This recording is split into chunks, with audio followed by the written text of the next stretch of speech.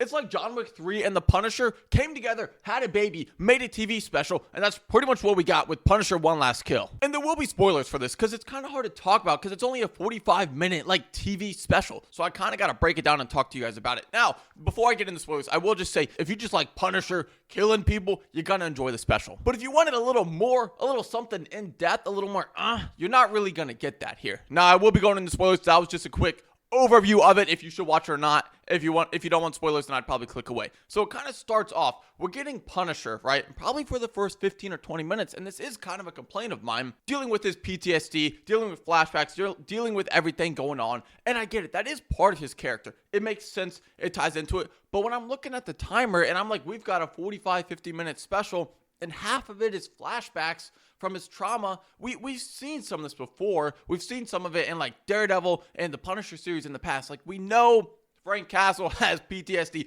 I know the dude is unhinged. I know he just murks people to murk people, and I love it. That's what I love about Punisher. But I'm kind of like, I want to get to the action.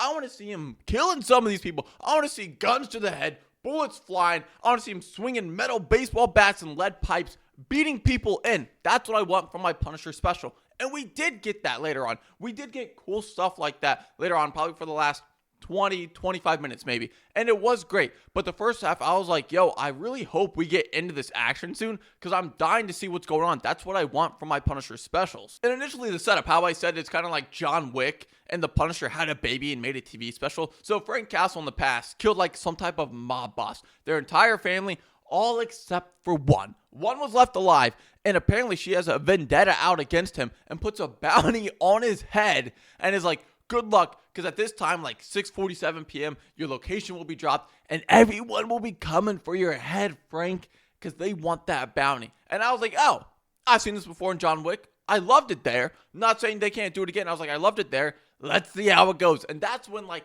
the show picked up for me. When this lady rolled up to where he lived, was like, hey, bounty's on your head in like 30 minutes.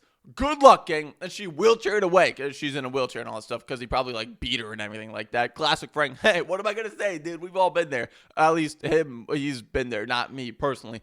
But so now the show starts going. This is where the action is. Bounty's on his head. He's back in his room, kind of waiting. And then he looks out the peephole in his window and he just sees doors getting beat in, gasoline, flooding rooms, lighting it on fire. We saw that trailer where he kind of has his pants on fire. He runs to the door and he just starts going crazy. And it's awesome. Some of the stuff I love.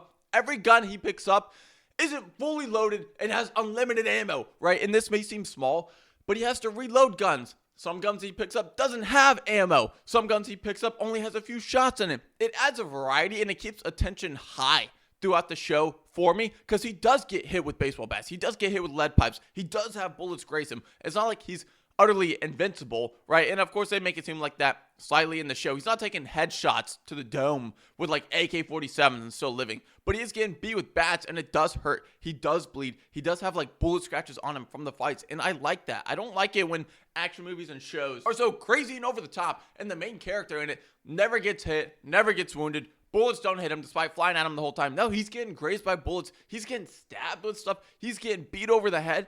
And he's getting back up and doing Frank Castle stuff. And that's what I love. That's what I want to see. I'm able to understand. I get it. If I wanted to take it way too seriously and I'm like, oh, well, actually, if he got hit right there with a metal baseball bat, he would be down for the count and he'd actually be dead and he'd break his ribs.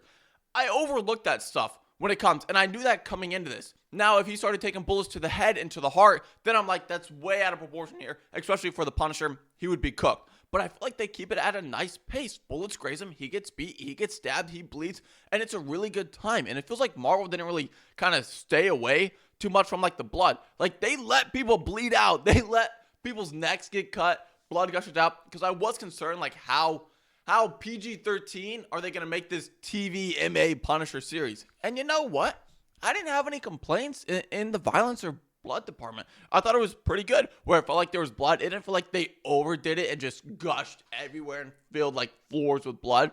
No, but it felt like an adequate amount of blood and an adequate amount of action and stabbing and bullets going on. People getting shot in the head, blood flying out behind them, painting the walls. I love that stuff. in a non-psychotic ginger way, in like a Punisher special and action movie show. I love that stuff. And overall, there were some scenes where you can kind of see like, oh man, maybe this like CGI, and there wasn't a lot of CGI, but like this scene kind of looks iffy, doesn't look that good. That's fine. I know this is a TV special, so I'm going into it okay. And I don't want to make it sound like this thing was perfect and the best thing ever, but I went into the Punisher special looking to see Frank Castle murk some people. And you know what I got from the Punisher special that I went into? I saw Frank Castle murk some people. I don't think there's a massive story here. I don't really feel like it ties too much into really anything. I think we just wanted to see Frank Castle be Frank Castle, and that's kind of what I got from the show, and I was satisfied with it. I do think it kind of ends abruptly. We see that one scene where he pulls the gun out and he aims it just at a guy and pulls the trigger, and it's sick Punisher costume. I thought it was insane. I think it looked really well.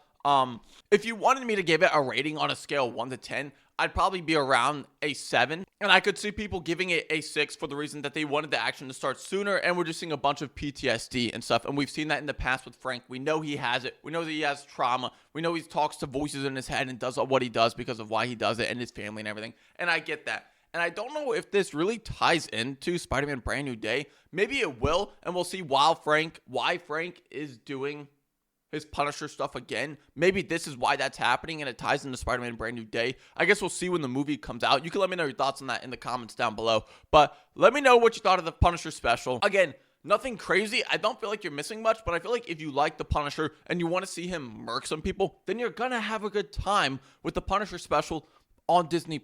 That's my final thoughts. Let me know your thoughts in the comments and make sure to follow to stay up to date for all gaming and movie news.